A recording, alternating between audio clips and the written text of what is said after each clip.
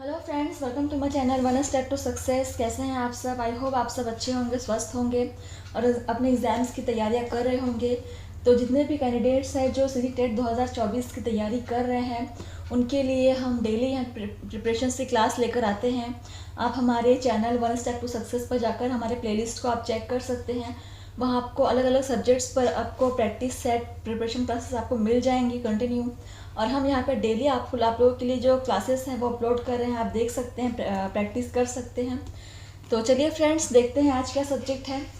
तो आप देख सकते हैं यहाँ पे आज का सब्जेक्ट है हमारा बायो साइंस का सब्जेक्ट है, ठीक है, विज्ञान। और आज का जो पहला क्वेश्चन है हम देखते हैं क्या है। चलिए स्टार्ट करते हैं क्लास को। तो पहला क्वेश्चन है बोटुलिज्म क्या है। ठीक है, ये क्वेश्चन शायद हमने किया हुआ है, लेकिन फिर भी देख लेते हैं उसके ऑप्शंस क्या है। कवकों द्वारा उत्पन्न रोग मनुष्यों में, विषाणुओं द्वारा उत्पन्न रोग मनुष्यों में, या एक प्रकार का भोजन दूषण जो क्लॉस्ट्रीडियम जीवाणु द्वारा होता है, या मनुष्य में परजीवी जीवाणु द्वारा जनित रोग। तो बताइए फ्रेंड्स, बोटुलिज्म क्या है। तो इसका आंसर सभी को पता होगा। Option c is correct. एक प्रकार का भोजन दूषण जो क्लॉस्ट्रीडियम बोटुलिज्म द्वारा होता है, ठीक है। अगला क्वेश्चन आप देख सकते हैं यहाँ पे, एक कवक जो मानव में रोग उत्पन्न करता है, ठीक है। तो कौन सा कवक है जो मानव में रोग उत्पन्न करता है? पहला ऑप्शन है अगेरिकस, एस्परजिलस, पक्सिनिया या राइजोपस। बताइए फ्रेंड्स, आंसर क्या हो जाएगा? अगेरिकस या एस्परजिलस, पक्सिनिया या राइजोपस जो मानव में रोग उत्पन्न करता है। तो क्वेश्चन नंबर 78 का सही आंसर हो जाएगा option b, aspergillus is correct answer, ठीक है। अगला क्वेश्चन देखते हैं हम यहाँ पे, ये तो पढ़ चुके हैं। अगला क्वेश्चन देखिए, क्वेश्चन नंबर 79, मनुष्य में लाल ग्रंथियों की संख्या है। तो ऑप्शन है 1 जोड़ी, 2 जोड़ी, 3 जोड़ी या 4 जोड़ी। बताइए फ्रेंड्स, मनुष्य में लाल ग्रंथियों की संख्या कितनी होती है? तो फ्रेंड्स, इसका राइट आंसर हो जाएगा ऑप्शन सी, ठीक है।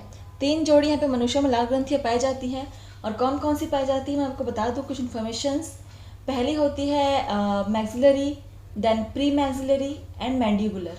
ये 4 प्रकार की हमारे लाल ग्रंथियाँ पाई जाती हैं, ठीक है। अगला क्वेश्चन देखिए, पित्त रस का निर्माण कहाँ करता है? तो कौन करता है पित्त रस का निर्माण? ऑप्शन देख लीजिए, पित्ताशय, यकृत, अग्नाशय या वृषण। तो बताइए फ्रेंड्स, पित्त रस का निर्माण कौन करता है? सो ऑफकोर्स यकृत करता है, लीवर ही पित्त रस का निर्माण करता है, ठीक है। और जो पित्ताशय है ये पित्त रस का निर्माण नहीं करता। कई लोगों को लग रहा होगा कि पित्ताशय लिखा हुआ है तो वो पित्त रस का निर्माण करता होगा, बट नहीं, यकृत पित्त रस का निर्माण करता है। और पित्ताशय जो है वो उसको कलेक्ट करके रखता है, मतलब वहाँ पे उसका भंडार होता है, ठीक है। अगला देखते हैं क्या क्वेश्चन है। श्वसन क्रिया से मानव शरीर में होता है तो क्या होता है? ऑप्शंस देख लीजिए, वृद्धि, ग्लूकोज का ऑक्सीकरण, यूरिया का निर्माण या ग्लूकोज का निर्माण। तो श्वसन की क्रिया से मनुष्य में वृद्धि का कोई संबंध नहीं है फ्रेंड्स, तो ऑप्शन ए तो नहीं हो जाएगा। और यूरिया का निर्माण भी श्वसन क्रिया से कोई संबंध नहीं है। यूरिया निर्माण का संबंध है हमारे एक्सक्रीटरी सिस्टम से, यानी उत्सर्जन तंत्र से, ठीक है। और ग्लूकोज का निर्माण भी नहीं होता। यहाँ पे राइट आंसर हो जाएगा फ्रेंड्स ऑप्शन बी, ग्लूकोज का ऑक्सीकरण। श्वसन की क्रिया में क्या होता है, ग्लूकोज का ऑक्सीजन के प्रेजेंस में उसको तोड़ा जाता है और उससे एटीपी रिलीज होती है, एनर्जी रिलीज होती है, ठीक है। तो अगला क्वेश्चन देखते हैं हम, फेफड़े में अशुद्ध रक्त आता है। तो ऑप्शन देख लीजिए, बाय निलय से, दाय निलय से, दाय आलिंद से या बाय आलिंद से। बताइए फ्रेंड्स, फेफड़े में जो डीऑक्सीजनेटेड ब्लड है यानी अशुद्ध रक्त है वो कहाँ से आता है? Question number 82 and the right answer is option b, दाय निलय से, ओके। अगला क्वेश्चन देखिए, फेफड़ों से वायु के बाहर निकलने को क्या कहते हैं? तो ऑप्शन है प्रश्वसन, निःश्वसन, बाह्य श्वसन या अंतः श्वसन। तो बताइए फ्रेंड्स, फेफड़ों से वायु के बाहर निकलने को आप क्या कहेंगे? तो फ्रेंड्स, यहाँ पे आंसर हो जाएगा ऑप्शन बी, ठीक है। जब आप फेफड़ों में वायु को लेते हैं, अंदर लेते हैं, तो उसको अंतः श्वसन बोलते हैं, लेकिन जब बाहर निकालते हैं तो उसको निःश्वसन ठीक है, याद रखिएगा, इसको इम्पॉर्टेंट है। ठीक है, अगला क्वेश्चन देखते हैं यहाँ पे। क्वेश्चन नंबर 84, मनुष्य के शरीर में फेफड़ों की संख्या कितनी होती है? तो बहुत बच्चों वाला क्वेश्चन है, तो इसका आंसर मैं ऐसे बता देती हूँ आप लोगों को। फेफड़ों की संख्या फ्रेंड्स 2 होती है। ऑप्शंस पढ़ने की भी ज़रूरत नहीं है यहाँ पे। ठीक है, अगला क्वेश्चन देख लीजिए। निम्न में से कौन सा मानव में माता जनन तंत्र का भाग नहीं है? फीमेल रिप्रोडक्टिव ऑर्गन का भाग नहीं है, कौन सा वो बताना है आपको। ऑप्शन देख लीजिए, अंडाशय, गर्भाशय, शुक्रवाहिका या डिंब वाहिनी।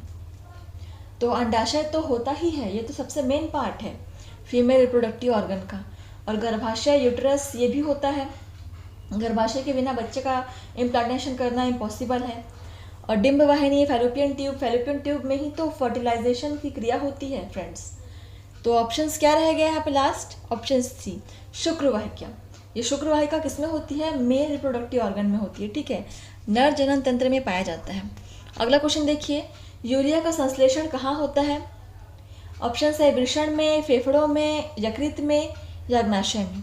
तो बताइए फ्रेंड्स, यूरिया का संश्लेषण होता है कहाँ? ऑफकोर्स यकृत में। फ्रेंड्स एक टिक लगा हुआ है, उस पर ध्यान मत दीजिए, ज़रूरी नहीं है कि वो सही पर टिक लगाया हुआ है। ठीक है, अगला क्वेश्चन देखते हैं हम। यह पूछा गया है, वृक्कों का कार्य क्या है? तो बताइए फ्रेंड्स, वृक्कों का कार्य क्या है? ऑप्शंस देख लीजिए, श्वसन, निःश्वसन, उत्सर्जन या पाचन। तो ये भी एक बच्चों वाला क्वेश्चन है। ठीक है, उसका आंसर सभी को पता होगा। वृक्क का ऑब्वियस सी बात है उत्सर्जन का ही काम करेगा। Option c is correct. ठीक है, अगला क्वेश्चन देखिए, विलियम हार्वे किसकी खोज के लिए प्रसिद्ध हैं? तो बताइए, ऑप्शंस देख लीजिए, हृदय, स्पंदन, पाचन या रक्त परिसंचरण। तो विलियम हार्वे एक साइंटिस्ट है जिन्होंने किसकी खोज की थी, किसके लिए वो प्रसिद्ध माने जाते हैं?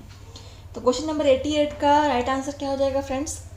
ऑप्शन डी इज करेक्ट, रक्त परिसंचरण। ठीक है, ब्लड सर्कुलेशन की खोज की थी उन्होंने, विलियम हार्वे ने। अगला क्वेश्चन देखिए, अमोनिया का यूरिया में परिवर्तन होता है। तो ऑप्शन है अग्नाशय में, यकृत में, वृक्क में या आमाशय में। तो फ्रेंड्स जितने भी सारे आप ऑर्गन्स पढ़ रहे हैं, ठीक है, इन सब की आप कोशिश कीजिए कि आप इनके इंग्लिश नाम भी याद कर सके, क्योंकि आप हिंदी में एक बार कंफ्यूज हो जाएंगे बट इंग्लिश में आप कंफ्यूज नहीं होंगे।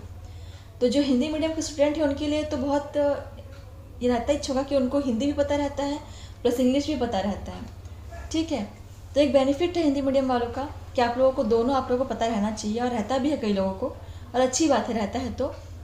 तो इसका आंसर क्या हो जाएगा फ्रेंड्स? क्वेश्चन नंबर 89 का ऑप्शन बी इज करेक्ट, यकृत में। अमोनिया का यूरिया में परिवर्तन होता है यकृत में।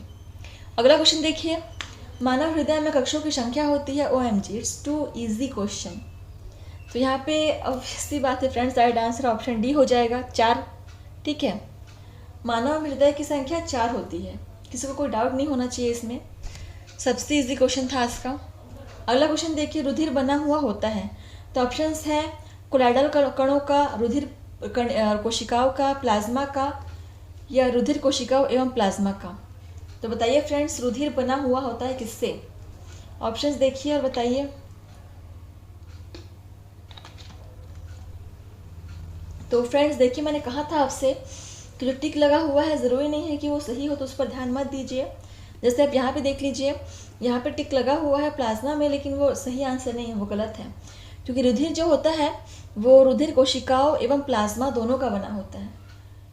ठीक है, ब्लड में सिर्फ प्लाज्मा नहीं होता है, उसमें ब्लड सेल्स भी होते हैं, RBC, WBC, ये सब प्लेटलेट्स ये सब भी होते हैं। तो जो ब्लड होता है वो RBC, WBC, प्लेटलेट्स और प्लाज्मा ये सब मिलकर ब्लड बनाते हैं। ठीक है, तो रुधिर कोशिका और प्लाज्मा दोनों का बना होता है ब्लड। ठीक है, चलिए अगला क्वेश्चन देखते हैं, यकृत परिवर्तित करता है? तो ऑप्शन है अमोनिया को यूरिया में, अमोनिया को शर्करा में, अमोनिया को वसी अम्ल में या अमोनिया को नाइट्रोजन में। तो बताइए फ्रेंड्स, यकृत किसको किस में परिवर्तित करता है? अभी हमने ऊपर एक क्वेश्चन में इसको पढ़ा हुआ है, अगर आप लोगों ने ध्यान दिया होगा तो। जो यकृत है अमोनिया को अमोनिया को शर्करा में नहीं, अमोनिया को यूरिया में बदलता है। ठीक है, यहाँ भी एक मिस्टेक दिया हुआ है, ऑप्शन ए इज करेक्ट होगा। ठीक है, अमोनिया को यूरिया में बदलता है यकृत, शर्करा में नहीं बदलता। ठीक है, तो ऑप्शन ए सही हो जाएगा यहाँ पे। तो अगला क्वेश्चन देखते हैं। शुक्राणुओं का निर्माण होता है, तो ऑप्शन है वृषण में, अंडाशय में, अग्नाशय में या यकृत में। तो बताइए फ्रेंड्स, तो शुक्राणु किस में पाए जाते हैं? पुरुष में पाए जाते हैं, नर में। और नर में अंडाशय तो होता नहीं है, और यकृत में कभी भी कोई जनन कोशिकाएं नहीं बनती है। तो ऑप्शन नंबर बी और डी तो ऐसे ही आप कट कर दो।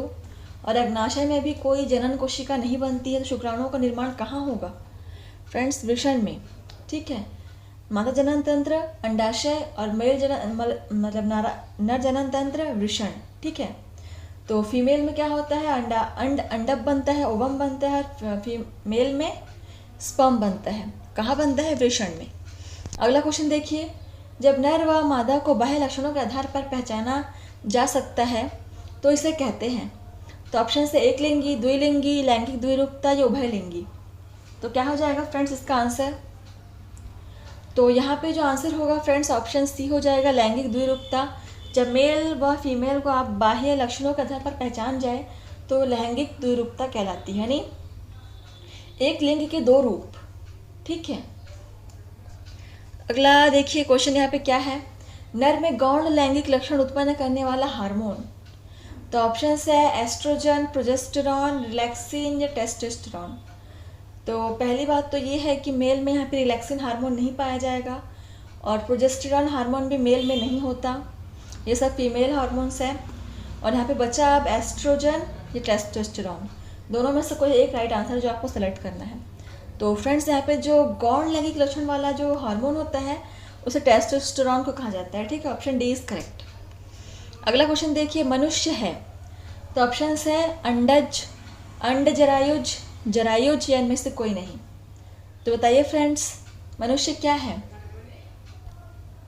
तो फ्रेंड्स यहाँ पे राइट आंसर हो जाएगा ऑप्शन सी, जरायुज। ठीक है, अगला क्वेश्चन देखिए, इंसुलिन एक हार्मोन रासायनिक दृष्टि से है।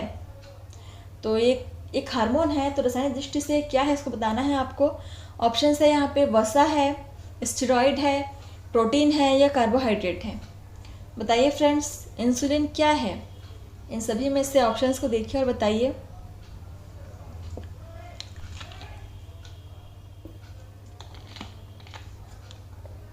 आई होप फ्रेंड्स आप लोगों के लिए प्रैक्टिस सेट काफ़ी हेल्पफुल हो रहा होगा, आपकी प्रिपरेशंस भी अच्छी चल रही होंगी और नए नए क्वेश्चंस हम लेकर आ रहे हैं, तो आपको मज़ा आ रहा होगा हमारे साथ क्लास करने में।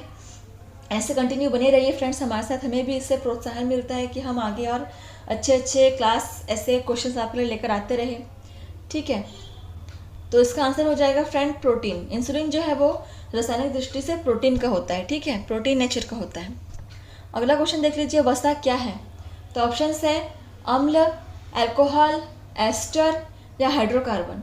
तो बताइए फ्रेंड्स वसा क्या है? तो वसा जो होता है वो क्या होता है फ्रेंड्स बताइए। तो फ्रेंड्स इसका राइट आंसर हो जाएगा एस्टर। वसा जो है वो एक एस्टर होता है। ठीक है, अगला क्वेश्चन देखिए क्या है, किसके पाचन में सर्वाधिक ऊर्जा मुक्त होती है?